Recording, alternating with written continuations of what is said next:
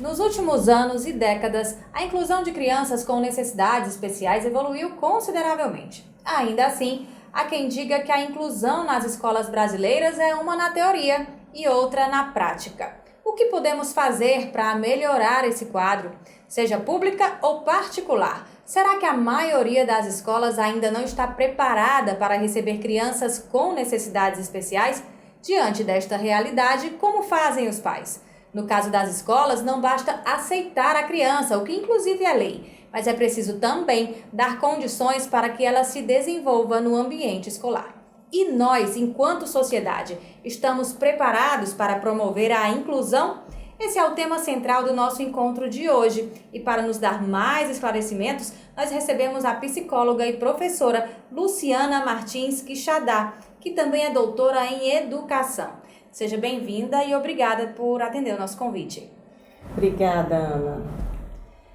A nossa equipe de reportagem foi até a Casa da Esperança e mostra pra gente um pouco da realidade das crianças e adultos que são atendidas por lá. Vamos conferir. A Casa da Esperança se tornou um segundo lar para crianças, jovens e adultos cearenses com transtorno do espectro autista. Um lugar que também é aconchego para inúmeras famílias e que foi idealizado pela médica psiquiatra Fátima Dourado.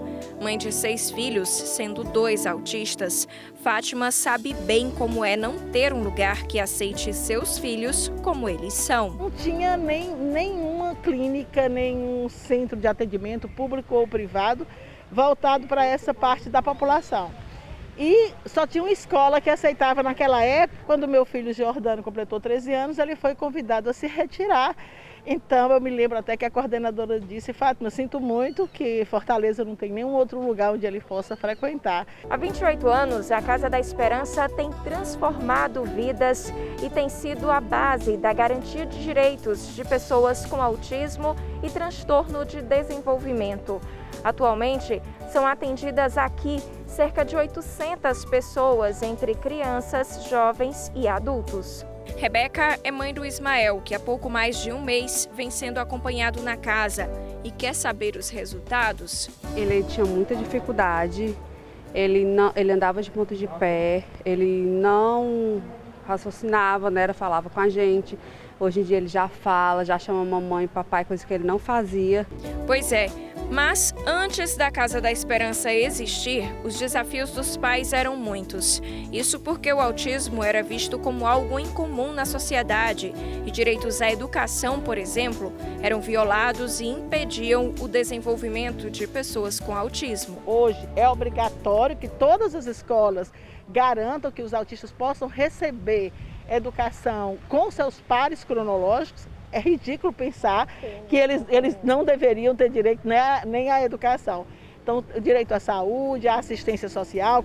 Além do direito à educação, a Lei Brasileira de Inclusão da Pessoa com Deficiência, de número 13.146 de 2015, garante, assegura e promove, em condições de igualdade e da não discriminação de outros direitos fundamentais, como o direito à vida, à habilitação e à reabilitação, direito à saúde, à moradia, ao trabalho, à assistência social. Por conta das restrições da pandemia da Covid-19 e devido à aceitação de pessoas autistas com relação ao uso da máscara, as salas de atendimento têm no máximo 2 crianças. O horário de atendimento também mudou e passou por adaptações que foram prontamente aceitas pelo público. Mantida através de doações de pessoas físicas e jurídicas, a Casa da Esperança recebe ainda recursos do SUS para que o seu trabalho de assistência às pessoas com autismo continue. Diante desse cenário, a gente viu que a casa foi criada para atender uma carência social, não é, doutora? De lá para cá, a gente pode considerar que teve muitos avanços, no entanto, a luta continua. Sim, eu acho que, como você falou, tivemos muitos avanços e não é hora da gente retroceder, né? Eu acho que a primeira coisa que, enquanto sociedade, nós temos que ter em mente é resistirmos com a ideia, né, e a defesa da inclusão. Da inclusão na perspectiva de que as crianças com necessidades especiais, elas têm direito a frequentar uma escola regular e de conviver com as outras crianças, assim como também crianças que não têm necessidades especiais, elas também têm o direito de conviver com a diversidade, com outras crianças, porque a aprendizagem se dá, né, na relação com o outro, com aquele que é diferente de você também. Vale ressaltar que todo mundo cresce com a inclusão, todo mundo evolui, todo mundo desenvolve melhor com a inclusão, não é isso? Sim, inclusive em termos afetivos, né, Ana? Porque, assim, afetivamente, a gente sabe que a sociedade é composta por pessoas diversas, né? Nós somos diferentes uns dos outros. E quando você coloca um filho numa escola em que todas as crianças têm o mesmo modelo de funcionamento, né? Uma mesma dinâmica de aprendizagem, você não está contribuindo para a formação do seu filho no sentido de sociabilidade, porque quando ele sai da escola, ele vai encontrar crianças que têm outras realidades também. Então, se você priva o seu filho, que não tem a necessidade, eu estou falando agora do que não tem necessidade especial, porque a defesa de alguns contra a inclusão é essa, né? Ah, meu filho não tem necessidade especial, por que ele vai ter que estudar com uma criança que tem necessidade especial? Na verdade, essa criança, o seu filho, quando ele convive com uma criança que tem um outro modelo de funcionamento, um outro tempo, né, ele também está aprendendo. Porque quando ele sai da escola, a vida, o mundo é diverso. Tem pessoas de diversos modos de funcionamento fora da escola, na sociedade de um modo geral. Então, em termos socioafetivos, você privar o seu filho de conviver com uma criança diferente dele, você também está trazendo prejuízo para o desenvolvimento do seu filho também. Né? Então, é como você falou, Ana, todo mundo ganha. Quando a gente de fato, em termos, efetivamente, né, na prática, inclusivo, todo mundo ganha. Porque a criança que tem uma necessidade especial, ela deixa de estar excluída na posição de exclusão, ela passa a ser incluída.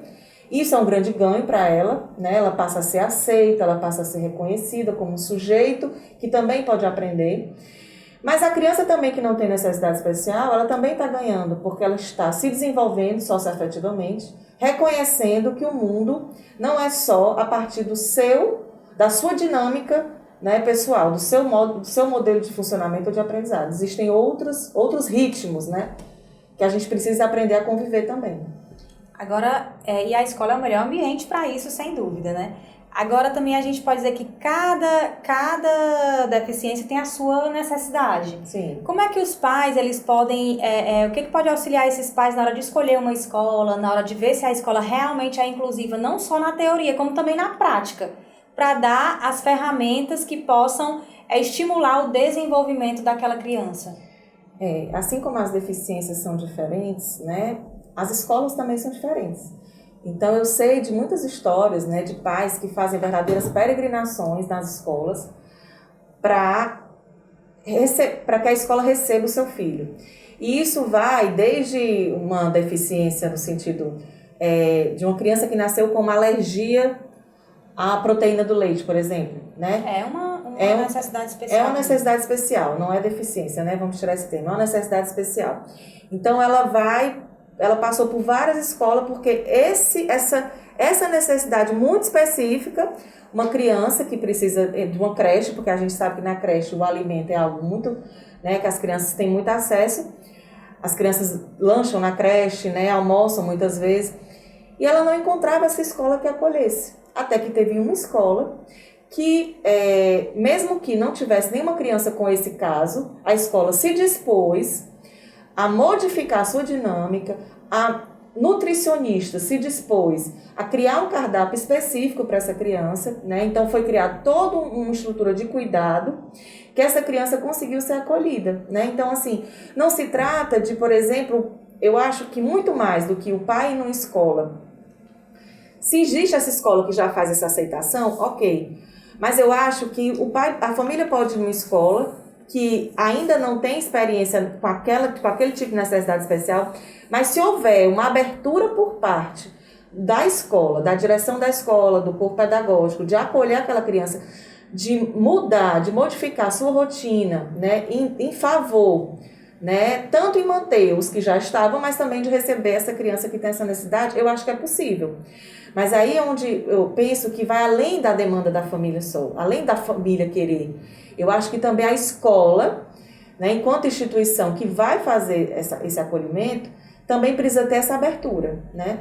E eu acho que são pouquíssimas escolas ainda, infelizmente, que se colocam nessa condição de não receber simplesmente por receber, mas receber com abertura para mudar suas estruturas, as suas dinâmicas, no sentido de atender melhor aquela criança e a família. Agora, doutora, eu fico pensando nessa questão do dia a dia, do afeto mesmo, da atenção com a criança, a importância maior do afeto em todo esse processo, não é isso? Isso.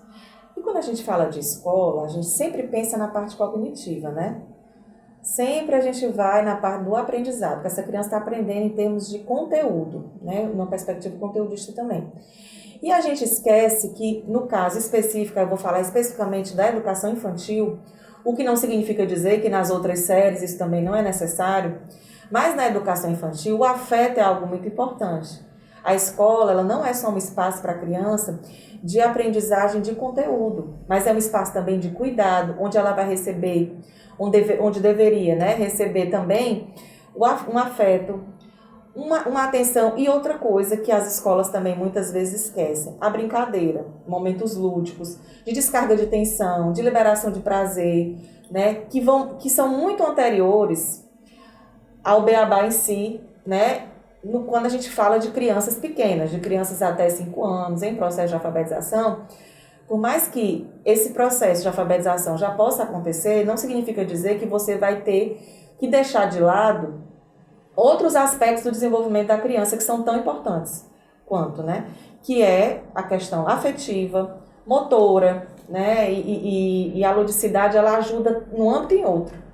Tanto na parte motora como na parte afetiva, né? Porque é a brincadeira. E além do que, também na parte cognitiva. Porque se a gente considera a brincadeira, segundo um psicólogo que trabalhou com Vygotsky, né?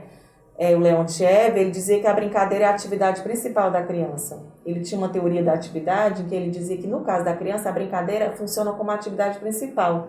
Ela precisa dessa atividade para poder ela se inserir no mundo e compreender esse mundo da melhor forma. Então, quando a aprendizagem ela se dá de forma lúdica, né, a criança, porque a brincadeira é uma linguagem mais acessível para a criança. Então, até para a transmissão de conteúdo, a brincadeira é importante. E eu fico pensando, eu me pergunto se a brincadeira não é uma via importante na inclusão, né? Assim, se o fato das crianças poderem brincar no espaço escolar, se isso não aproximaria as crianças que se posicionam de forma diferente, né? Que tem as que têm necessidades especiais, as que não têm. Quando elas brincam, eu penso que essas diferenças elas tendem a reduzir, né, do que quando elas não estão brincando, estão ali em sala de aula com aquela aprendizagem tradicional. E por que a gente não pode pensar em termos pedagógicos, né, numa metodologia mais lúdica, né, em que as crianças possam interagir mais entre elas e pela via da brincadeira elas aprenderem os conteúdos, se desenvolverem socioafetivamente, né, e tentar reduzir essa distância que pode parecer grande para alguns, né? Enquanto você falava, eu lembrei de dizer também que o nosso projeto, ele começou com base nos novos direitos da criança, do Luiz Lobo. E lá tem várias coisas, assim, é muito para essa parte do brincar, o direito de brincar, o direito de não ser comparado, o direito de fazer birra, o direito, enfim, toda essa questão. Agora, eu queria falar também, doutora, que a gente vinha conversando anteriormente, antes de começar a gravação, sobre a questão do tempo. Você falou e você falou também no começo do programa, que são outros tempos. Outros ritmos, exato. A gente tem que falar também que para uma criança com algum tipo de necessidade especial que exija mais tempo, que exija mais paciência, isso também tem que ser respeitado. E há uma cobrança de, ele ainda não fala, ele ainda não lê, e que cada criança tem o seu ritmo, não é isso? Isso. Enquanto sociedade, eu acho que a gente precisa partir da compreensão de que todos nós somos responsáveis pelas nossas crianças, né? Isso está no ECA, né? Está no Estatuto da Criança e Adolescente. Todos nós, enquanto sociedade, nós somos responsáveis por garantir os direitos das crianças, né? E dos adolescentes. Então, a gente precisa pensar em como fazer isso, né? Assim, sabendo que as crianças são diferentes. Então, a gente precisa respeitar também as diferenças, inclusive no acesso a direitos, né? Porque algumas crianças têm mais dificuldade de acessar direitos do que outras. Porque quando a gente pensa numa criança, por exemplo, habitante da periferia, ela vai ter mais dificuldade de acessar direitos do que crianças que estão num bairro economicamente mais abastado, né? Mas o fato é que todas elas deveriam ter esses direitos. Então, assim, enquanto sociedade, nós temos responsabilidade sobre garantir o acesso aos direitos para todas essas crianças. E o direito à escola é um direito que também diz respeito a todas as crianças, independente de ter uma necessidade especial ou não, né? Então, assim, como que essa escola a gente precisa pensar, enquanto sociedade, como que essa escola pode acolher da melhor forma essa criança que tem necessidade especial, reduzindo, né, justamente isso, essa diferença ao mínimo entre elas, né? E aí é preciso pensar em novas metodologias, e metodologias que sejam de fato mais inclusivas, né? E que não prejudiquem a aprendizagem nem num determinado comportamento, nem em outro, né? E eu acho que a escola tem condições, né? Eu acho que falta de fato, talvez, seja interesse e disponibilidade, porque as escolas estão muito voltadas para uma lógica produtivista, que tem uma relação muito acelerada com o tempo, né? E como os ritmos são diferentes, a gente precisa pensar que para alguns sujeitos, né, para algumas crianças, por exemplo, esse ritmo não é o mesmo da maioria. Mas isso não significa dizer que a criança não vai aprender. Ela tem um outro tempo, né? Mas que ela pode sim aprender, se dadas as condições, né, ambientais, pedagógicas, para que ela possa se desenvolver. Com esse esclarecimento, a gente faz uma pausa e a gente volta já já.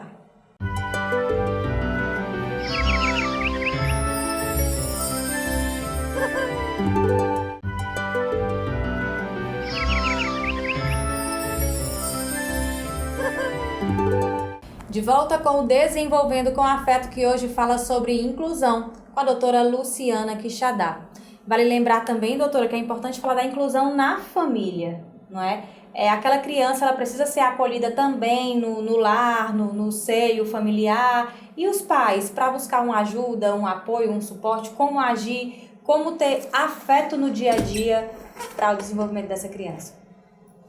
Eu penso assim, que a gente cada vez mais tem que caminhar para desenvolver entre nós redes de afeto e de cuidado, porque assim, gente, o que tem acontecido são altas taxas de adoecimento, né, de adoecimento mental, emocional.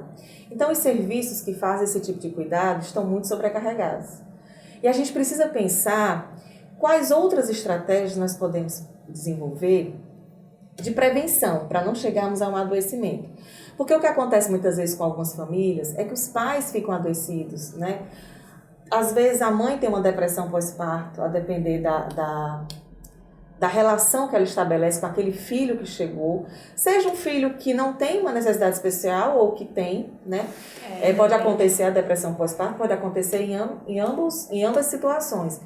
E a gente precisa aprender, enquanto sociedade também, a se cuidar mais, né? E a cuidar do outro, né? Um processo de autocuidado também do nosso lado emocional e a gente criar estratégias de manter a nossa saúde mental. A gente precisa se fortalecer também, porque existem muitas cobranças externas de uma perfeição, de uma estética perfeita. Nós vivemos numa sociedade extremamente narcisista, né? De ser feliz o tempo todo. De ser feliz o tempo todo, de estar sempre bem, sempre com boa aparência, sempre, né?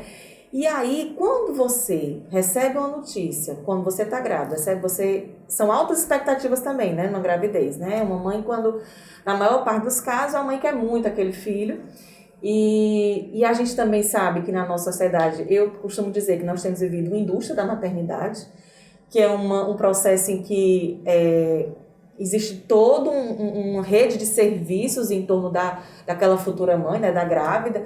É como se a maternidade ela perde esse seu esse seu lado mais natural, mais emocional, para se tornar algo de consumo, né?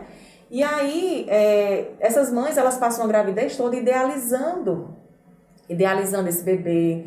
E aí tem vários tipos de produtos. Você tem que comprar madeira tal, a roupa tal. E aí, nesse processo, a mãe descobre, por exemplo, que o filho vai nascer com algum tipo de necessidade especial. Então, já é uma ferida narcísica que se abre sobre essa mãe, né? Que ela precisa dar conta. E quando o bebê nasce, ela sabe também que não é algo só dela, da ferida narcísica dela, mas da família. A família tinha uma outra expectativa, da sociedade. É como se essa mãe tivesse que dar algum tipo de resposta à sociedade ou à família pelo que esse bebê tem de necessidade especial.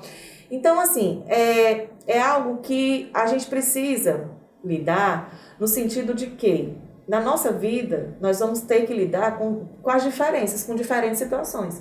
Nós não vamos estar sempre bem, tudo maravilhoso, né? Assim, a gente não vai estar sempre sorrindo, não vai... A mãe vai ter esse processo, né, de ferida, que ela vai precisar de apoio para cicatrizar, e que é um processo que não significa dizer que aquela família não vai ser feliz, ou a mãe não vai ser feliz, ou o bebê não vai ser feliz.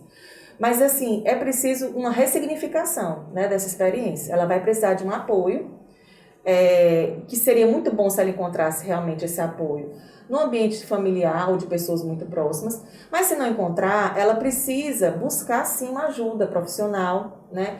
Não só ela, mas o pai da criança, ou quem mais, né, vai conviver e cuidar daquela criança, precisa, se não tiver, né, aceitando aquela situação, era bom que ele buscasse uma ajuda para ressignificar essa experiência na vida deles, né, esse sentimento, essas expectativas.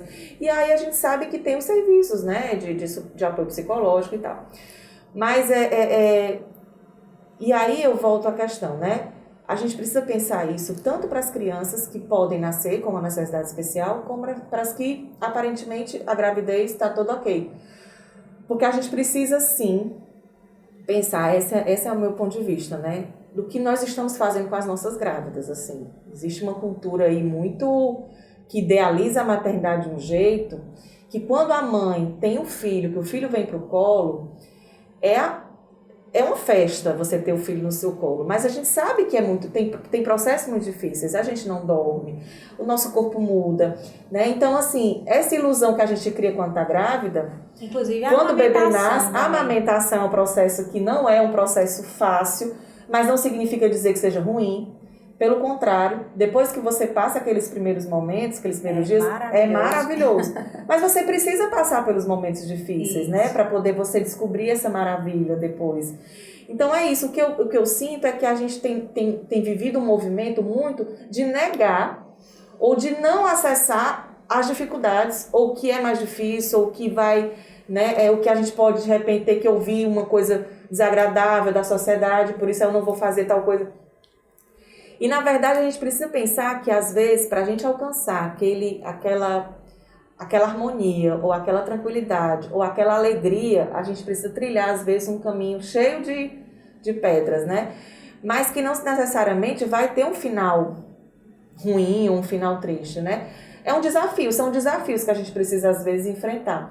Não estou dizendo que é fácil, não estou dizendo que é algo que não vai trazer sofrimento, mas o sofrimento também faz parte da nossa existência. A gente não pode se sustentar nele e só viver sobre ele, mas a gente vai ter que passar por ele em alguns momentos, né? Mas é muito angustiante você sofrer quando você acha que não pode sofrer. Agora imagina o desespero de você estar sofrendo porque a vida te impõe determinadas coisas, mas você não aceita que tem que ser feliz. Que tem que ser feliz. Aí você vai nas redes sociais e lá tá todo mundo tudo lindo, tudo maravilhoso. Isso. Né? É muito doloroso, ou seja, você amplia a dimensão desse sofrimento, né? Por isso que é importante você poder falar sobre isso, você ter apoio, né? Encontrar esse apoio para ressignificar o que você está vivendo. E aí, passado esse período, né? Dando sequência ao que você começou a falar. Passado esse período, a questão do amor, do afeto, do tempo, como a gente vinha falando. Quando você tem um filho, a sua noção de tempo tem que mudar um pouco, porque você vai ter que ficar né? E é prazeroso ficar com os filhos, todo mundo, né? A maioria das mães, todo mundo que tem filho, pai, mãe, cuidador, sabe que é gostoso, mas assim, quando a criança tem algum tipo de necessidade especial, o tempo dela vai ser outro, a sociedade exige, ele ainda não fala, ele ainda não lê, ele ainda... E a criança tem outro tempo. Nós, enquanto sociedade, ainda precisamos também evoluir e aprender nesse sentido, né, doutora? Sim, é o que a gente estava discutindo, né? Assim, a nossa relação com o tempo, ela está uma relação muito complicada, né? Assim, parece que 24 horas não dá mais conta de tudo que a gente tem para fazer. E quando a gente é mãe ou pai, né? Quando a gente tem que cuidar ou é responsável por alguém que tem uma necessidade especial, ou mesmo não, ou uma criança, porque uma criança também tem um ritmo diferente do adulto, né? A gente precisa rever a nossa relação com o tempo. A gente não pode mais querer dar conta do que a gente dava antes de ser responsável por aquela criança, né? Então, isso também é um desafio para muitos, né? É muito difícil para algumas pessoas aceitar que ela precisa lidar com o tempo de outra forma, né? Agora, inclusive hoje, que no WhatsApp você não para mais. Você está em casa de noite, chega mensagem, tudo isso, tudo, né? Essas redes sociais, elas têm determinadas vantagens, porque, enfim, o que seria de nós nessa pandemia sem as redes sociais, né? Como é que a gente ia se aproximar ou se sentir mais próximo também de outras pessoas. Mas quando ela toma a proporção de invadir a tua intimidade, né? Assim, eu conheço pessoas que optam por não olhar o WhatsApp no final de semana, por exemplo. Desligam, né? Se desligam do WhatsApp para poder viver a vida doméstica, porque passam a semana trabalhando Mas é difícil também você fazer isso, né? Então, eu acho que a gente precisa não permitir, porque com as redes sociais é como se a vida pública, né, ela entra para dentro de casa, né? Assim, existe uma mistura aí que a nossa vida privada ela é invadida pelo que está fora, né? E aí isso também afeta o teu tempo, porque você já não sabe mais o que você tem que priorizar naquele momento, né? Porque era diferente, você ia para o trabalho antigamente, né? Trabalhava lá, voltava para casa, aí o seu tempo com seus filhos, para jantar, para não sei o que. Agora você está jantando e tem o WhatsApp lá tocando, o chefe ou um colega de trabalho está mandando mensagem, você tem que responder. Então, nesse sentido, as redes sociais também têm afetado muito e, às vezes, né, na grande maioria dos casos, eu posso dizer, talvez, negativamente a nossa relação com o tempo, né? Ok, doutora. Nosso tempo está acabando. Eu vou me despedindo de vocês por hoje, mas eu espero por vocês no nosso próximo encontro. Até lá!